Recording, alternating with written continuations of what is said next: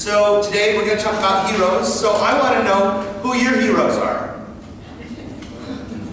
Who are your heroes? According to the definition or in general? You forget the definition. We're not asking what the definition of heroism is yet. No, just who's your hero?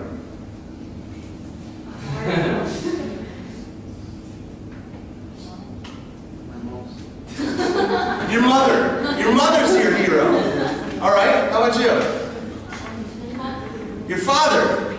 So we have a mother as a hero, a father as a hero. Who's your hero? You're your own hero. Mashallah. Anything else? A scholar. Am I your hero? Who? Superman? Yes, Batman. Batman's your hero? Batman's fake. I'm sorry to let you know. It's fake, but it doesn't necessarily be. So even though Batman is fake, like the things that Batman does in the stories, the heroic things, and you sort of admire what Batman does in the story, okay, I'll take that. Anything else? Are your heroes now different from the heroes you had when you were a kid? Who were your heroes when you were kids?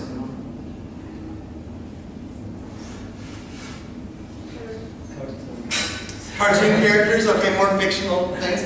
How about in the realm of real people?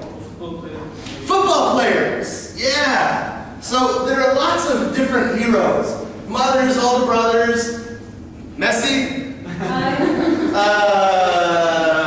Some people consider the police to be heroes, and when they're young they say, oh, I want to be a policeman when I grow up, or a policewoman. Oh, I want to be a firefighter when I grow up. They're my hero, right? So why are people like this your heroes? I think it's interesting, because in the past I sort of expected that I would get police and firefighters and soldiers, but overwhelmingly when I ask people this question, I get the answers about mothers, fathers, an aunt, a brother, things like that. Relatively normal people. But so what makes someone heroic? Why are these people heroes? Why is your mom your hero? Because of our growth, because of our pastor, because of what she has done for me. What has she done for you? I mean, she gave you birth, but so does everyone's mother. There's a big whoop. You think that just giving birth is normal. She Okay? can abort me. She could abort you, so she's heroic for actually carrying you. Okay, maybe. Is there anything else besides just having given birth to you? Like what? When you're sick, your mother comes and takes care of you, and she wipes off your brow, and she brings you food, and maybe when you're younger, she'll read you a book or sing you a song, stuff like this. Okay? Fathers. Is your father a hero for that reason? I mean, traditionally, the women's and men's gender roles are a bit distinct. So this, again, is something that's changing over time. But your dad, did he take care of you when you were sick? Yeah. Wipe off your brow? Did he do other things that you think that he's your hero? Also, he can always protect me. He can protect you. So if someone is bothering you, you can go to your father and your dad will take care of things. How about police? Why do some people think that the police are heroes, or firefighters, or they save people, right? Yeah. So the traditional hero, who is the traditional hero? Protected. Okay, Hercules is one traditional hero. They're like warriors. What are they like? They're warriors. They protect. They protect people. Are they male or female?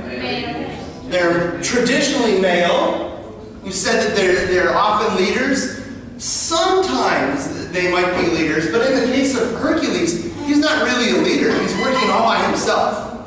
So in the story of Ulysses is a leader, right? He has a whole bunch of men working with him. But Hercules is often working by himself, so not much of a leader here. But yeah.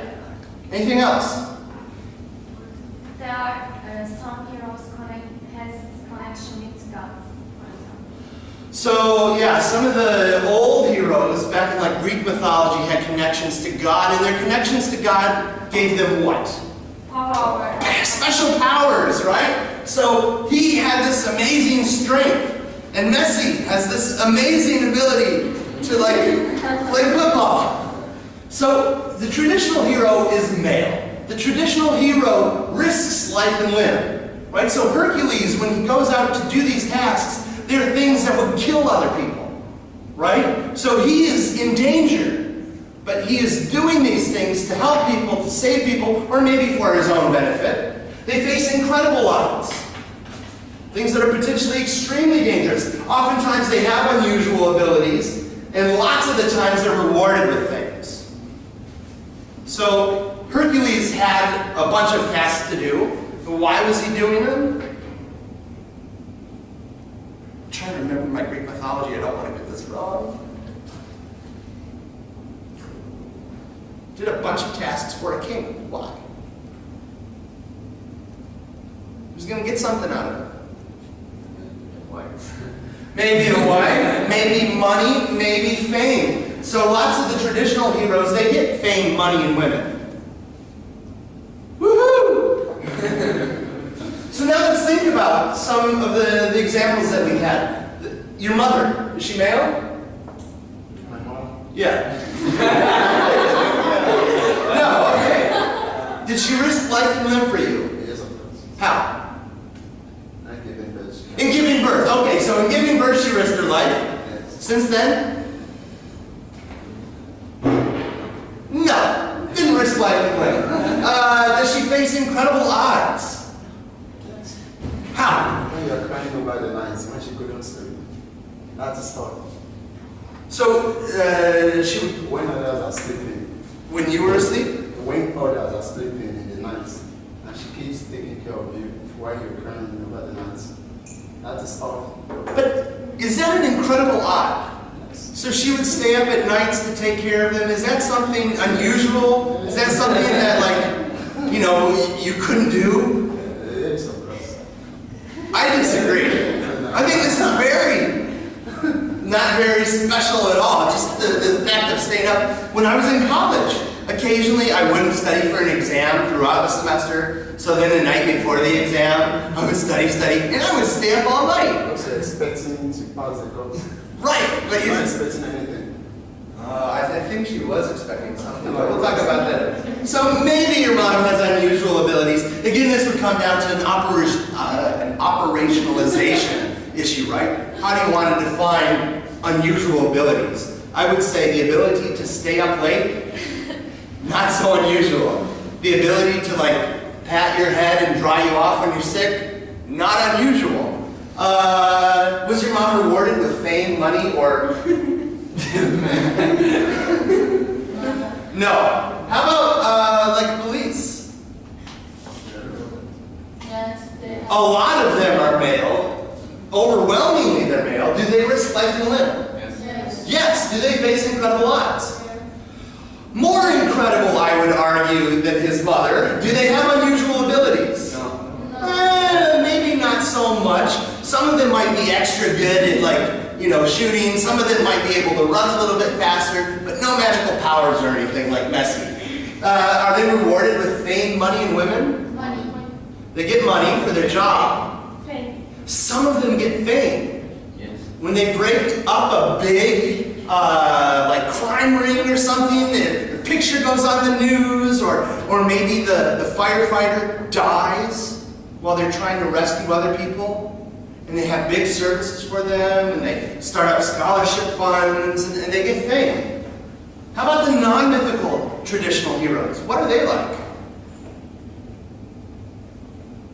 They're male or female? Female. Female and male. So oftentimes the typical hero is more often male. They're more often young. They're more often single. So these are not the mythical heroes, right, like Hercules, but the typical heroes. Soldiers, policemen, firefighters. Why? Why are they more often male, more often young, and more often single? They are male because they are more powerful than women.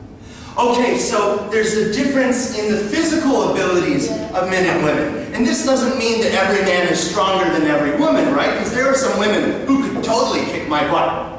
But on average, men are stronger than women. So if this is the case, you would expect jobs in which strength is a big component. That looks fairly difficult. He's got a big backpack on, climbing through the mountains in southeastern Turkey. This is hard. So you would expect potentially more males to do that. So the strength characteristics dictate that more men than women would probably be doing this. Why more often young? More energetic. Yes. So younger guys maybe have more energy. The older guys, we get this belly. Yeah? It can be also psychology because older people don't want to get risk many times. Why not? Because they have already their life is like stable. They have family, they have job, but young people have they like to take risk much more than others. Yeah. Yeah, so there's this thing, this is absolutely right, that young people are more likely to take risks than older people are. And the point that she pointed out, good grief, how many times can I use point, is absolutely right. Lots of times, people who are older, they already are married. So age is correlated with marriage. And if you are married, you have a spouse. You may also have children. If you're older, you're more likely to have a home. You're more likely to have the things that people want. Right? What do you want to do when you grow up? Well, I want to have this job or this job, but what else besides a job? Oh, I want to be married and have kids and have a house and have a car, right? And the older people have this stuff. And the younger people don't. So there's this hypothesis, the young male hypothesis. I'd like to maybe insert another word, the dumb young male hypothesis. So young single men, they have more to gain from being heroic. Right? So if a young person goes off to war and they become, famous because they did such a good job defending their country, what might happen? The state might give them property. They might get fame. And if you have fame, what can you get? Good grandif. Better one. You could get a better wife or a better husband. Right? Or more of them. Or opportunities to be in ads and make more money, right? So they have a lot more to gain from acting heroically, and they have less to lose. I mean, if I did the exact same thing, I might gain still the land, but I already have a home. I might be famous, and it's not going to help me get a wife. I already have a wife. I already have that stuff, So sure, being famous and having more money might be nice, but it would be nicer if I didn't have any of these things. Right? And they also have lots to lose. I have a lot to lose. If I go off to war and die, it means my kids don't have a dad. I don't know if you have kids or not. I'm not going to ask you. It's none of my business, pardon on that. But if you didn't have a kid, and you go off to war and die, what happens to your non-existent kids? Nothing! Right? So young single men have more to gain and less to lose. This is about evolutionary fitness. So evolution, right? There are variability in genes, and some of these lead you to do different things, and some of these things allow you to survive better and to reproduce better. So I would argue that these traditionally things, the traditionally heroic things, aren't helping you survive more. Because you're putting yourself at risk, right? So you're sort of balancing your survival. So there's a less likelihood that you'll survive, but if you do survive, there's a much greater likelihood that you'll be able to successfully reproduce and take care of your kids. So if we're in a competition for women, the guys, they want to be famous. And they want, to mate and reproduce. This is important. The women, they don't need to compete in these traditionally heroic ways.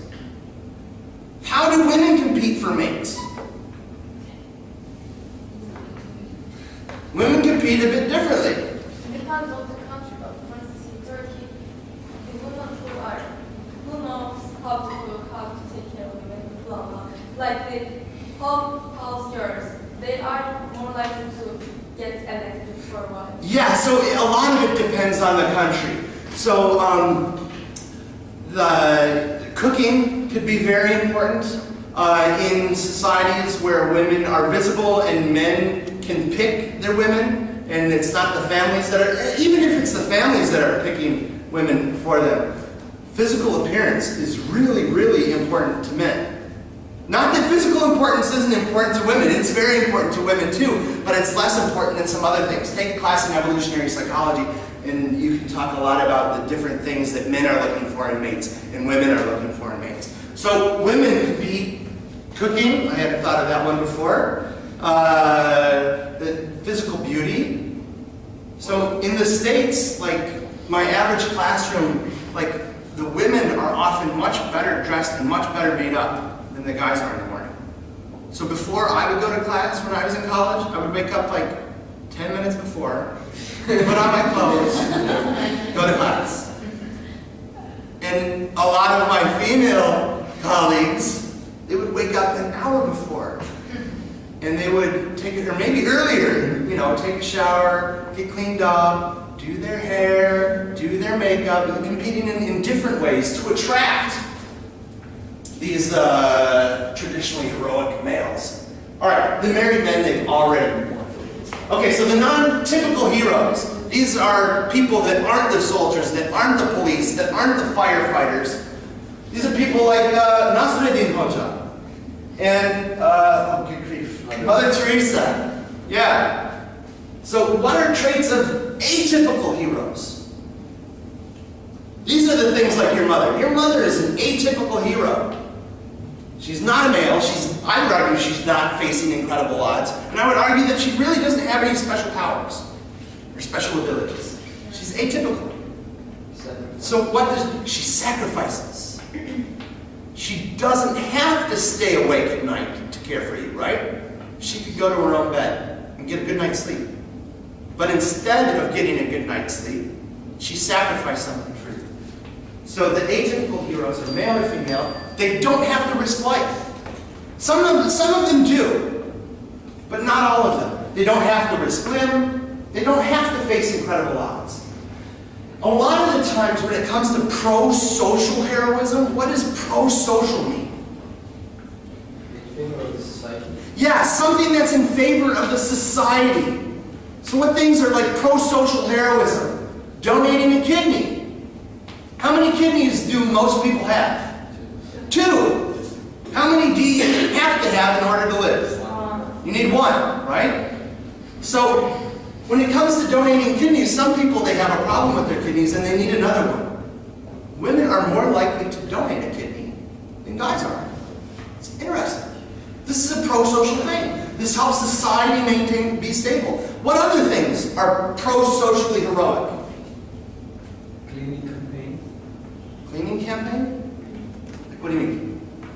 Like taking care of the environment and stuff. So like activism, trying to raise awareness about environmentalism, maybe about education, maybe about health issues.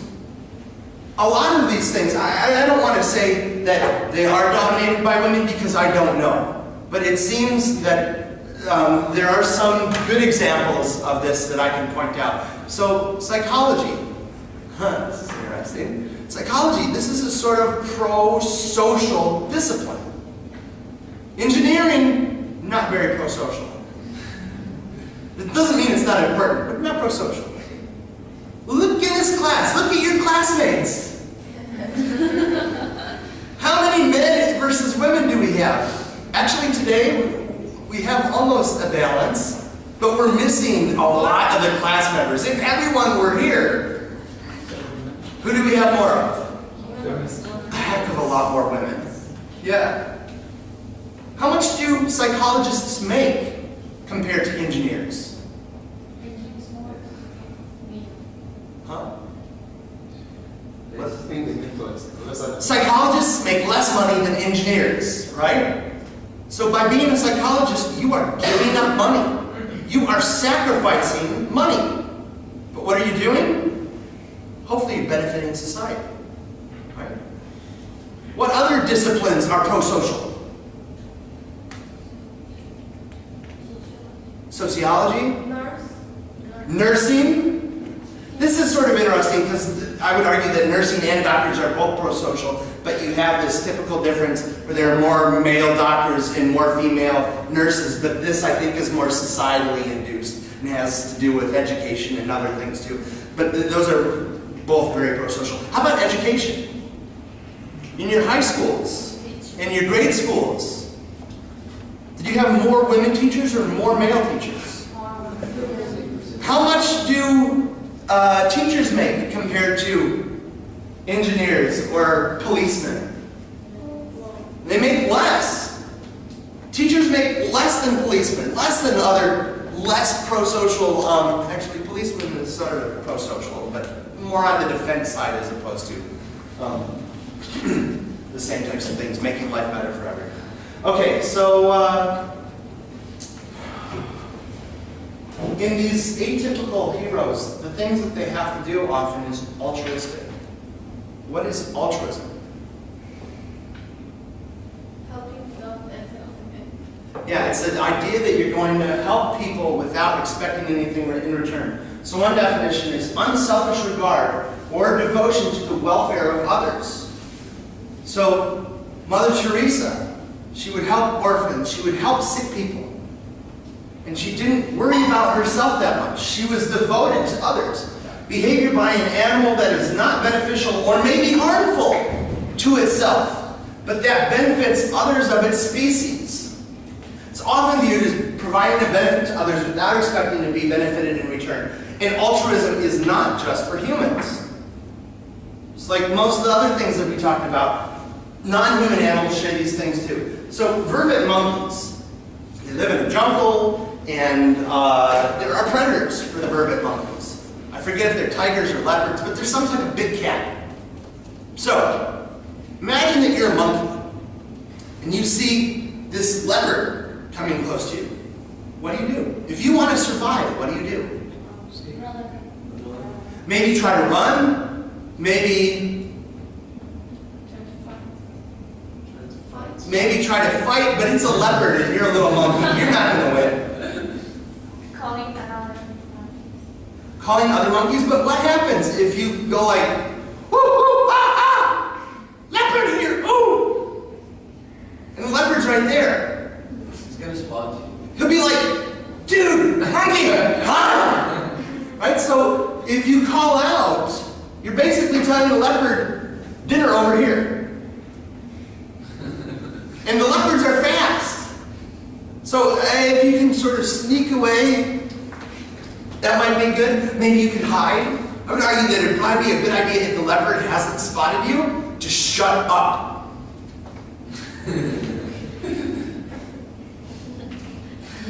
Right? But what do? The vervet monkeys, they don't shut up.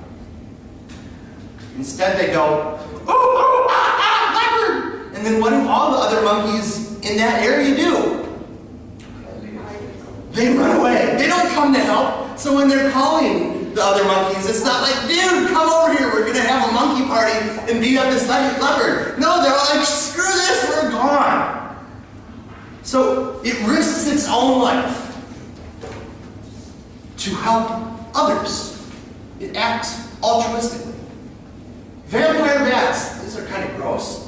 So the vampire bats, they go out at night and they find like cattle or other large mammals, and they make a little incision and then they lick up the blood. Yum, yum, yum, blood, blood, blood.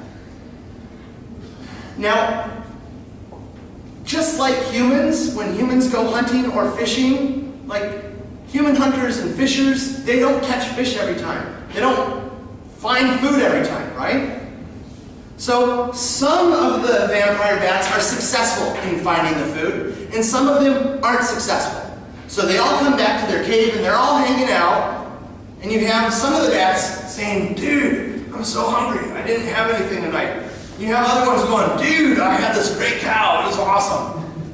Now, what do? The vampire bats. They share. So the one's like, oh man, you didn't have anything? Here, I'll help you out. Blah! Help help yourself. Now this is interesting, because by throwing up the food, this means they have less. By having less food, this means that they're going to be able to survive for a less amount of time if they can't find food in the future, right? So why would they do this? Why would they throw up part of their meal for someone that didn't have it? Probably because of the day they won't be able to get. If they don't have, they won't be able to get from that. If they don't do it, what? If they don't have, so they can get some other times from the part of the animal they eat. Yeah, so if I'm understanding you correctly, the idea is if I don't share with him now, he might not share with me later. Is that right? That's exactly right. So sometimes people and animals have a hard time finding food for a long period of time, right? So imagine, I found food for 3 nights in a row, but he didn't get any food for 3 nights. I don't know what the metabolism is for the bats, but let's say that's long enough to kill him. 3 days without food, you're dead. All right, so I'm still alive, and this one's dead. Okay, I'm alive, good for me, good for my genes. I can reproduce, woohoo! But, now let's say I go 3 days and I can't find food. Then I'm dead. But had he still been alive, and had he found some food and shared with me, we would both be alive. So, in the one situation, after 6 days, possibly everyone is dead, versus everyone is still alive. So, the theory of evolution suggests that it's the survival of the fittest, right? It's the survival of the people that survive the best and reproduce the best, not survival of the nicest. Being nice increases the fitness of others. Right? So I throw up, my fitness decreases. Your fitness increases. So how can there be so much altruism? As you said, this is exactly it. I'm going to help him, he's going to help me. So what is a social contract? A social contract. What's a contract? A contract is an agreement, right? I have a contract with this university. They said, if you teach these courses, we'll pay you this money. I said, okay. So I teach courses, they give me money. It's a contract, right? It's a business contract. What about a social contract? It's like an obligation, not really. Okay. Just an obligation that you really have to do. So it's an obligation. It doesn't necessarily even have to be voiced, right? When people engage in social contracts, they feel responsible. The whole idea is like, you help me, I help you. I scratch your back, you scratch my back, right? When altruism is paid back, the fitness of the altruists increase. So just like the bat who gave away some of his food at one time, when that altruism is reciprocated, my fitness is increased. I'm still surviving, I can still reproduce. So, in college, there was a lot of reciprocal altruism. So people would move regularly. It wasn't so much when I was in undergrad, but in graduate school. We would have friends and they would move. Moving is kind of a pain in the butt. So what do you do if you need to move? Yeah, move your stuff. You are in one apartment, but you're moving to another apartment. And you have a lot of stuff. You have a lot of furniture, a lot of books. What do? Call your friends, right? Hey, come on over. Can you help me move? Can anyone help me move, right? And all of their friends, well, maybe not all their friends. Some people are busy doing other things. Someone might be injured. But other friends come and help, right? And they move them. And there's this sort of social contract. Like, I helped you. You don't have to give me any money. You know, no, don't give me money for this. I'm your friend. I'll help you. You don't need to give me anything, right? But later, if you need help moving, and you call your friends, and this person that you help move doesn't help you, how do you feel? Upset. Upset. And it depends, right? I mean, maybe they're out of town that day. Maybe they're sick. Maybe they have a legitimate excuse. It's hard to judge sometimes whether an excuse is legitimate or not. But if you help them multiple times, and every time you ask for help, they're never there, you get the feeling that they're taking advantage of you. And what happens with friendships like this? A lot of times these friendships dissolve. You get the feeling, remember when we talked early on about does someone love you and how to tell? I mean, friends, the idea is that they love each other. But when I ask for help and you never, ever, ever help me, even though I have helped you a bunch of times, that demonstrates to me that you don't love me. Right? See you later. I'll find a new friend. This ability to tell, like, if the altruism is being reciprocated or not, it requires the ability to detect cheaters and the ability to punish them. And so we need some form of memory. So the cheaters are the organisms or the people that abuse or game the system. The people that will always ask for help, but never ever give it. So we can look at these types of issues using game theory. So what is game theory? Who thought you'd learn about game theory in psychology class?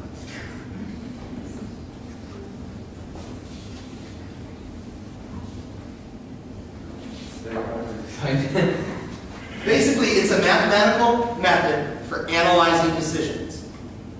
You have choices when you play a game. If you're playing chess, which piece do I move? Where do I move that piece?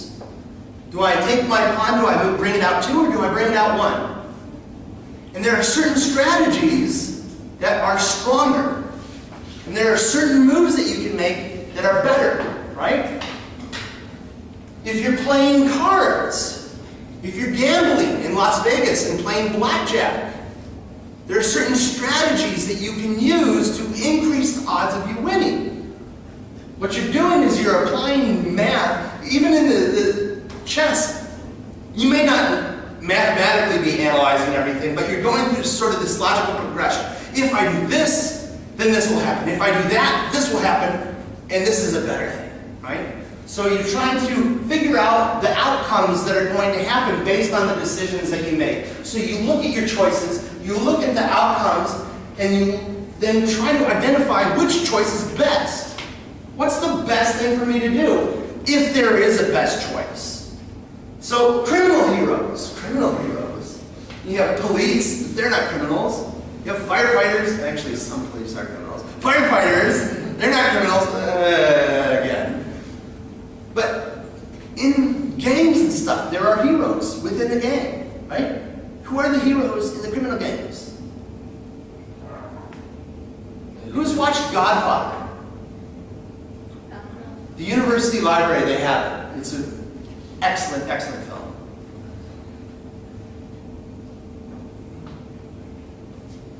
Imagine that you and your friend rob a bank. Rob a bank. Right? Criminals sometimes rob banks. Imagine you both get caught. What do? You know that there's not a lot of evidence. So you know that the lawyers, it's unlikely that they're going to be able to put you away for a really long time. So punishment's not going to be too bad if you just shut up, right? But you're both offered the opportunity to plea bargain. So this is my homie, right homie? Yeah. We both robbed a bank. We both got caught. They separated us. And they're telling me, if I tell on him, then they'll reduce my sentence. And they're telling him exactly the same thing. Dude, look, we know you did it. You're going to jail. How long do you want to go to jail for? If you cooperate with us, you won't go to jail as long. You better tell us something, because he's telling on you. So what do the criminal heroes do? What's the heroic choice here? Shut up. To shut up, right? So the criminals that shut up and don't tell, maybe I won't even go to prison at all because, I just robbed the bank. I didn't plan it, so they want to know who the top person is, right? But if I shut up, now I've decreased my fitness. I might still be surviving, but I'm in jail, so I really can't reproduce while I'm in there. right? What's the best choice in the sense of your fitness? To tell. Let's take a look using game theory. So imagine this situation. We have an outcomes matrix again, right? So we can look at whether or not they told, so they could either tell or not tell. And we can look at whether or not we told. We can tell or not tell. Imagine if we both tell. If we both tell, we're both going to go away for 5 years. If they tell, but I don't, I'm going to go away for a long time. And since he told on me, they copped an agreement, he's not going to go away at all. All of the blame will be put on me. Instead of building two cases that are both all right, they're going to build one case really strong against me and just let the other guy go. Now imagine that he didn't tell, but I did. This will be reversed. I won't serve any time, but they'll serve 10 years. If both of us shut up, we don't say anything, they don't have enough evidence to make a really strong case, so we might only go away for 3 years apiece. Okay? These are just numbers I picked out of the air to show you how this could potentially work. It's best for the group. So the group meaning like how much time everyone is spending in jail. So here, it's 10 years, here, 10 years, here, 10 years, here, 6 years. So it's best for the group if no one tells. But it's best for you if you tell and they don't. Right? If you tell and they don't, you don't go to jail at all. That's the best thing that could happen to you. It's best for them if the opposite, right? So they tell, but you don't. So what should you do? What should you do? What's best for you? Do what is best for you. So no matter what they do, you are always better if you tell. So let's take a look at that. If they tell, okay, so this column, if they tell, you'll serve 5 less years if you do. So if they tell and you don't, you serve 10 years. If they tell and you do, you only serve 5. It's better for you to tell when they told. Similarly, it's better for you to tell when they didn't tell, right? So in one situation where you tell, you go away for 0. In the other situation where you didn't, you go away for 3. So it is always better for you to tell. This means that telling is the dominant strategy. And in game theory, you should pick the dominant strategy. Telling is dominant, you should tell. It's better for you. Unless what?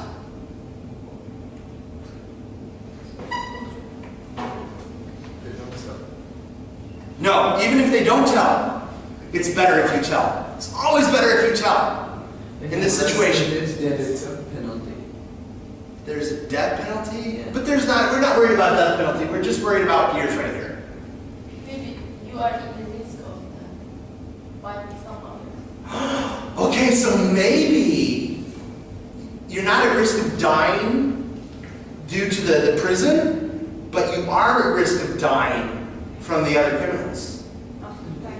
Right? Yeah. So he doesn't tell, but I told. So after 10 years, he's really mad. I took away 10 years of his life, so he's going to be coming after me, right? So why do so few criminals tell? Because of payback. Payback stinks. Forget the morals. Payback is a pain in the butt. Just like altruism, negative acts can be reciprocated, right? I punch you, you might punch me right back. If there's no expectation that you'll ever interact again, it's just the two of you, and as soon as you get out of prison, you're going to run away and go somewhere else. You'll never see this person again. It's probably better for you not to tell. However, if there is the expectation that you're going to see each other again or see people that he knows, if you're both part of the same criminal organization and there are other people out there, you would better keep your mouth shut. So, let's do a repeated prisoner's dilemma. What would happen if I told on you and then we get caught again some later time? And I told on you before. Maybe they would tell on me, right? They'd say, forget you. last time I kept my mouth shut and you told on me, so I'm going to tell on you now. Very interestingly,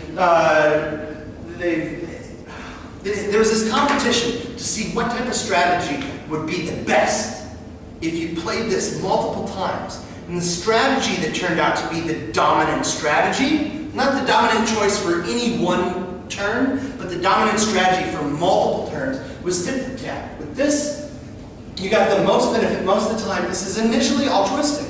So you come in and they say, do you want to tell or not tell? And I say, I'm not going to tell, I'm going to be quiet. And potentially benefit the other person, right? And then you wait and see what the other person does. After that first time, you are reciprocal. So if they don't tell on you, then the next time, you don't tell. And if they don't tell again, you don't tell. But if they tell on you, then you tell on them the next time. Think about operant conditioning, right? This is basically using punishment and reinforcement. I don't want you to tell on me, so I'm going to reinforce you for not telling on me by not telling on you next time. But if you tell on me, I don't want you to tell on me. I'm going to punish you for telling on me. I'm going to tell on you the next time. The strategy was dominant. The bystander effect. What is this? Basically, as group sizes get larger, people are less and less likely to step in. So, why does this happen? A big part of this has to do with diffusion of responsibility. If we have a group of 30 people, and some kid falls in the bogs, in the Bosphorus, this is potentially dangerous. If I jump in, I might die, right? Let someone else do it. Someone else can jump in and risk their life. This is dangerous. How do you reduce the diffusion of responsibility? A big thing is education. So, by teaching you about this, I actually inoculate you. By knowing, if you're in a large group of people, that this means that no one is likely to help, or that the chances are reduced, this puts the responsibility back on you. And you say, oh my goodness, I know no one's going to help. I better do something. Also, by knowing this, if you are injured and you need help, instead of just saying, help, you should try to single someone out. You should try to make someone feel responsible. You help. Please, I need your help. Will you help me? Forget everyone else. By singling someone else out, this can make them feel more responsible for it. Next class, we'll talk about love.